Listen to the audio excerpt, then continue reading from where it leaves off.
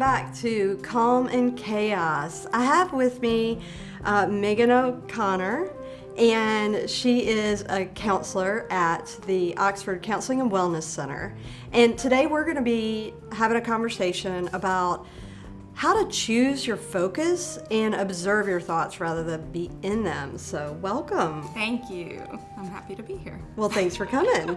It's a good topic. It really is. I love it. So one of my friends has a tagline on his email signature that says, "What we focus on expands." And the more I have thought about that, the more it has really shaped the way I see choosing focus and being able to distance myself and focus from afar rather than be in it. I love that quote. It makes me think about, I have a new puppy, and so I've been watching dog training videos, and this might seem unrelated, but It's not. I learned through this that there are some dog harnesses that include their muzzle, their nose. And he was saying that wherever the nose is facing, that's where the dog is going to go. Mm-hmm. And so that's what it makes me think of too. You know, if I have my focus set on this goal, you know, that's the direction that I'm going in. If my focus is just all in my head and on everything that's going on in here, I'm not going anywhere. So I thought that was a neat connection. It is, and also anything with puppies is never irrelevant. I mean, that's just the case. So, and I think it's cool because there's so many distractions, right? And so I'm easily distracted. I think everybody that knows me would say that's a hallmark of Josie. So being able to choose, like, okay, this is distracting, and you know what is massively distracting is the words that follow "what if," you know, what if this or what if that. And so when I focus on possible outcomes, that really raises my stress level and makes it very hard to thoroughly engage with what is happening in the moment or what I need to do or my actual goal. Absolutely. I spend so much time talking about and focusing on present moment awareness. And again, it's choices. The being mindful of the moment, being mindful of our experience, it gives us the power of choice. Mm-hmm. Well, here's what's cool about the present moment. This is my favorite thing there's a lot that I love about the present moment.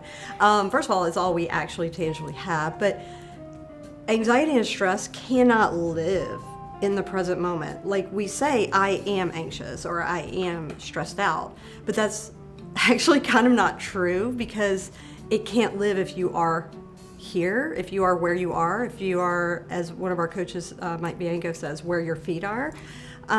It can't be. So stress and anxiety are always about the future, like what possibly could happen, or about the past. So when you consider yourself in the present moment, that brings the calm and allows you to focus on what's actually in front of you.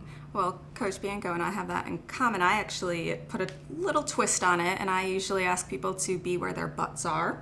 Yeah. Just because it's a little bit funnier and tends to stick in people's memories. But yeah. Right, you know, often, I mean, our bodies can only be in this one time, in this one place. It is not physically possible for them to be in the past or to be in the future. So when my mind travels to those places, now I'm fragmented. There's this disconnect.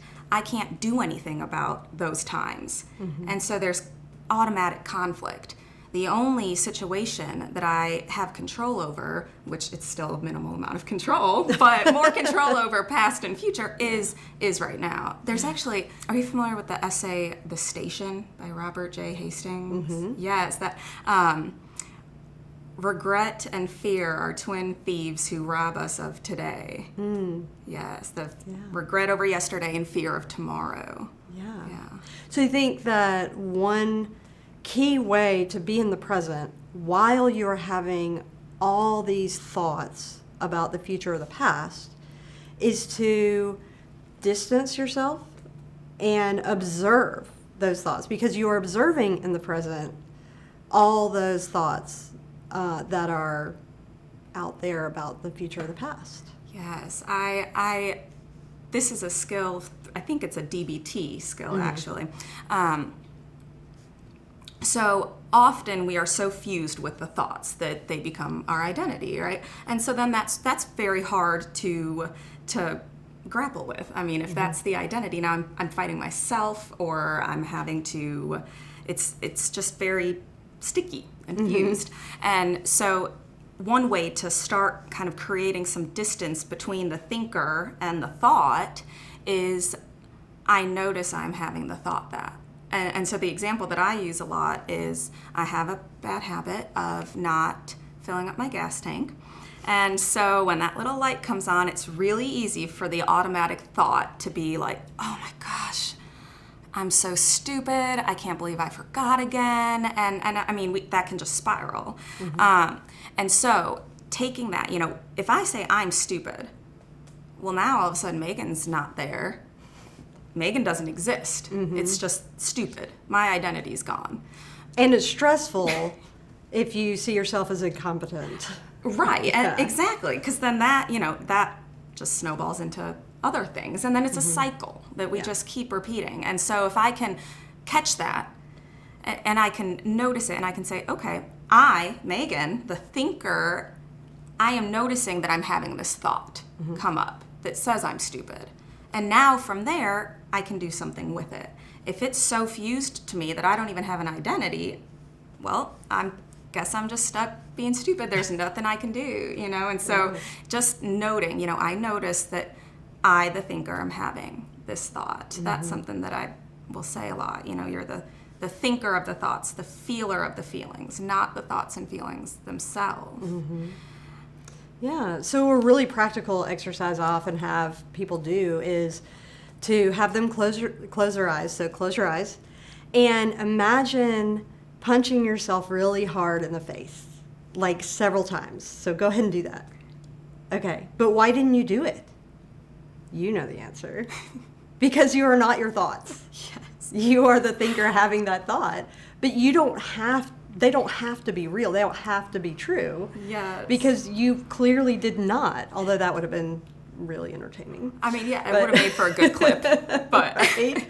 Exactly. Yeah. And that's a really helpful thing to recognize. We are not our thoughts, and so we can put them out here and look at what's going on. And so if an automatic thought that I can relate to is, I am stupid, and I don't distance myself and my identity from that, then it's really stressful to come up on these situations because I haven't recognized that I am not that, and I feel incompetent as a result, or I feel stupid, I feel unable to do what I need to do, and that's a pretty stressful way to live. Oh, right. Then we're at the mercy of our experiences. Absolutely.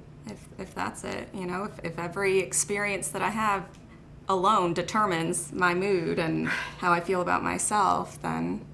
Absolutely. And I think that's what part of this whole series is about, is just recognizing our choice and our agency in being able to decrease our experience of stress and to lower our states of anxiety, to have more of a sense of control. Like, the environment isn't happening to us, it is around us, and we are in it as we choose. So one really cool, that Headspace is a great app, and there's a metaphor that I use all the time from it, so I stole it.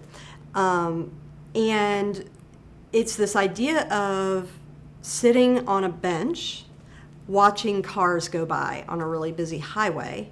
And I can really relate to that because a lot of my thoughts are like cars. Some are speeding and are going to cause wrecks. Some are monster trucks. Some are cute little Fiats, like whatever. And that is funny to me because I can look at and have humor in observing my thoughts, like, well, that's a monster truck, or that flat tire ain't going that far, But it's so nice because I can look. But then as I'm doing that exercise, which we'll do in a second, every now and then I just all of a sudden realize that I ended up in a car. and I'm racing down the highway. Like, I had the thought, I need to make sure I pick up milk at the grocery store, and all of a sudden I'm doing my grocery list, and that's the stress because the demand is so much, right? So I feel like that is such a useful metaphor. So if you take a moment and just close your eyes, take a deep breath, and imagine yourself sitting on a bench looking at a highway where cars are going in all directions, different speeds, different shapes, and these are your thoughts. And just notice what thoughts you're having. And it's really helpful to observe what thoughts you get caught up in, what thoughts you end up racing down the highway with. And what's cool about that is as soon as you notice that, you can take a breath and put yourself right back on that bench and distance yourself again. And open your eyes. I like that metaphor a lot. I love that one. Yeah. I love that one. It's really cool to feel the shift, to be like, I've got to do this and I got to do that, and what did he mean by that, and is this going to happen, and what if, and then to observe all that and feel in your body how everything kind of slows down while all these other things are racing. Right. Yeah. It's, I often will talk with people who think that, any sort of meditation or any practice where we're observing thoughts, means that the thoughts disappear, they go away. Mm-hmm. And so, of course, then when we sit down and they don't go away, we think I'm doing something wrong, I just can't do this, my brain goes too fast. And so I love this metaphor, this image, because the thoughts are still going to arise. We're humans with brains. Thoughts are going to pop up, but we can notice it popping up and choose to not engage in it. And so, right, the thoughts are still going to be there, but our relationship to them has changed. The vantage point of them has changed. Absolutely. And that choice is so important because I can choose my focus. But I can't really choose my focus if I'm letting them all happen and I'm jumping from car to car. But if I can sit back and be like, okay, I do need to actually do my grocery list. I'm going to hop in that car and I'm going to be in that car and I'm choosing my focus. And I'm not going to leap into the car that says, well, what if they're out of milk at the grocery store? I am in the grocery list making car. and that is so helpful also to be able to choose responses rather than reactions. So having some ready, like it's okay if the grocery store is out of milk. This was a big crisis back in, late March of 2020, the grocery crisis.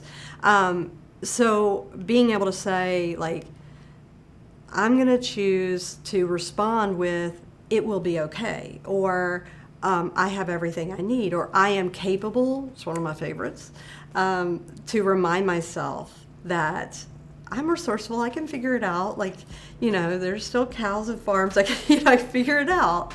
And so choosing that focus but I can't do that if I'm not distancing myself from the chaos of the highway. I'm gonna get run over. Right. Yes, and there's plenty of roadkill on that highway. That's my thoughts anyway.